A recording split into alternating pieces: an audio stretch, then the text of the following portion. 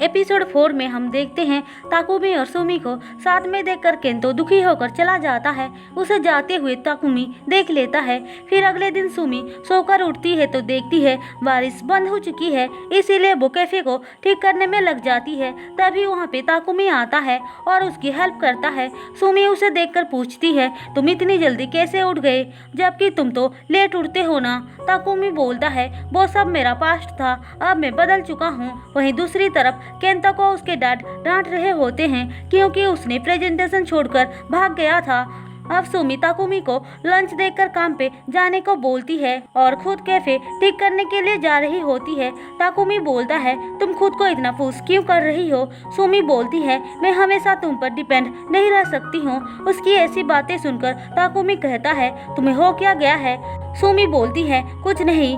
तभी वहाँ पे एरी और रिसा भी आ जाती हैं उसकी हेल्प करने के लिए। सुमी उन दोनों को देखकर खुश हो जाती है। फिर तीनों मिलकर काम करने में लग जाते हैं। एरी पूछती है, तुम्हारे और केंतो के बीच सब कुछ ठीक तो है ना। सुमी कहती है, उसने मुझे मैसेज किया था पर मैंने बहुत लेट रिप्लाई दिया। वैसे भी मैं उससे बहुत रूडली बात की थी, मुझे उससे माफ़ी मांगना चाहिए। हम देखते हैं ताकुमी इस बात से चिढ़ जाता है और बोलता है, अगर उसे तुम्हारी फिक्र होती तो वो जरूर तुम्हें फोन करता। एरी उसे देखकर समझ जाती है कि कहीं ना कहीं वो जेलस फील कर रहा है। वो और रिसा सुमी को इस बारे में बताते हैं पर सुमी को यकीन नहीं होती है। उसे लगता है कि ताकुमी सिर्फ उसके साथ अच्छे से बिहेव कर रहा है, इसीलिए उनको ऐसा लग रहा है। एरी ताकुमी को जलाने के लिए बोलती है, मैं केंतो और बाकी दोनों को हमारी हेल्प करने के लिए बुलाऊंगी। अब रात को सुमी अपने डैड को बता देती है कि उसके फ्रेंड्स कल आने वाले हैं उसकी हेल्प करने के लिए। फिर सुबह होते ही तीनों लड़के आ जाते हैं, लेकिन केंतो खुश नहीं दिखाई दे रहा था।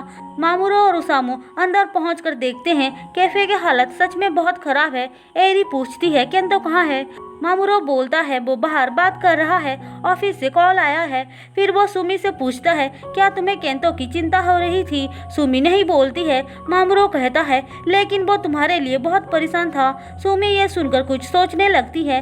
तभी वहाँ पे केंतो आ जाता है। सुमी उसे देखकर अपनी रूड बिहेवियर के लिए माफी मांगने जा रही थी, लेकिन तभी वहाँ पे ताकुमी आ जाता है और उन दोनों को साथ में देखकर सुमी को अपने पास बुला लेता है। इसके बाद हम रिसा और हारुकी को देखते हैं।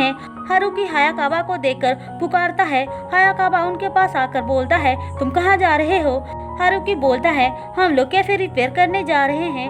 हायाकावा ये सुनकर बोलता है, मैं भी तुम लोगों के साथ चलूंगा। रिसा हाँ बोलती है। वहीं दूसरी तरफ सब लोग रिपेयर करने में लगे पड़े थे। सुमी को जब पता चलता है कि केंतो एक आर्किटेक्ट है, वो कहती है, ताकुमी भी एक कारपेंटर है, तुम दोनों की जोड़ी अच्छी जमेगी। ओसामू बोलता है, बिल्कुल नहीं, तुम एक तोड़ा यूनिवर्सिटी के स्टूडेंट को एक लोअली एजुकेटेड पर्सन के साथ कैसे कंपेयर कर सकती हो। ताकुमी बोलता है, केंतो को ग्राउंड के बारे में कुछ पता नहीं होगा। मामूरो बोलता है, क्या तुम केंतो से जल रहे हो, तुम्हें पता है वो कंपनी का न्यू सीईओ बनने वाला है। केंतो उसे मना करके बोलता है, वो सब बातें बताना जरूरी है क्या। दरअसल वो ये नहीं चाहता था कि बाकी लोग उससे छोटा फील करे। वो एक बहुत ही ज्यादा काइंड हार्टेड पर्सन था। उसामू बोलता है, सच बात तो बता रहा है। फिर वो सुमी से कहता है, तुम लड़कों में बहुत फेमस हो। सुमी बोलती है, ऐसा कुछ नहीं है, ताकुमी की पहले से ही एक गर्लफ्रेंड है। ऐसा बोलकर वो चली जाती है। उसके जाने के बाद ताकुमी केंतो के पास आकर बोलता है, मुझे तुम्हारी हेल्प चाहिए। केंतो हाँ बोलकर उसकी हेल्प करता है। वो ताकुमी के काम देखकर बोलता है, तुम तो सच में बहुत अच्छे कारपेंटर हो। वैसे मैं जानता हूँ तुमने कुछ पूछने के लिए मुझे यहाँ बुलाया है। तुम स्टॉर्म के दिन यहाँ पे आए थे ना। अच्छा, तो तुमने मुझे नोटिस कर लिया। हाँ, पर तुम चले क्यों गए थे। वैसे सुमी को इस बारे में पता नहीं है। मैंने तुम दोनों को साथ में देख लिया था। मैं सिर्फ कैफे ठीक करने आया था। मुझे लगा मैं तुम दोनों को डिस्टर्ब कर दूंगा, इसीलिए चला गया।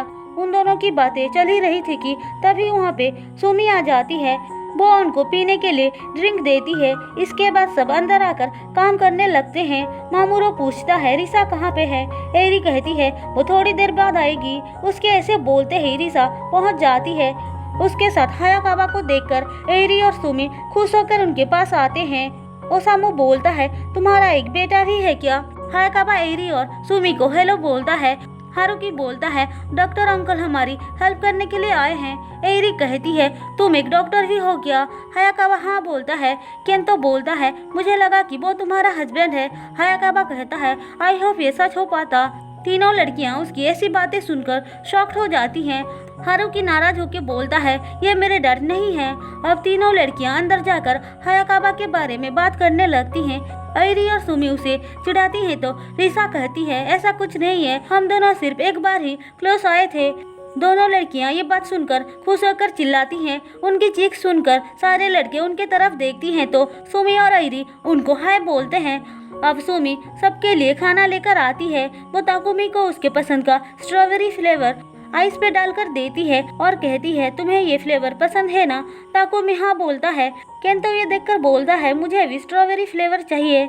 अब ताकुमी को हासेगावा का कॉल आता है तो वो बाहर बात करने चला जाता है।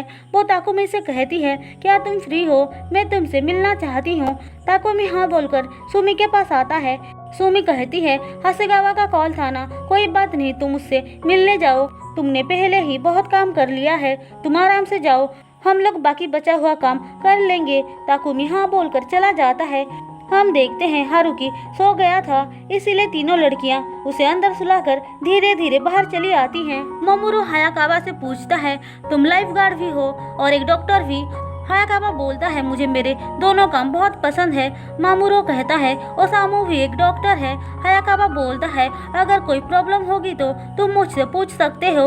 वो ऐसा इसीलिए बोल रहा था क्योंकि ओसामू एक न्यू कमर था, पर वो रूडली मना कर देता है। अब काइतो स्कूल से घर वापस आता है तो ओसामू काइतो के बिहेवियर को देखकर बोलता है तुम्हारा भाई एक इडियट के जैसे बिहेव कर रहा है। जब बच्चे बिन माँ की बड़े होते हैं तो ऐसे ही होते हैं। उसकी ऐसी रूड बातें सुनकर एरी बहुत गुस्सा करती है, इसीलिए रिसा और सुमी के मना करने के बाद भी वो उससे लड़ने लग जाती है और सुमी से माफी मांगने को बोलती है।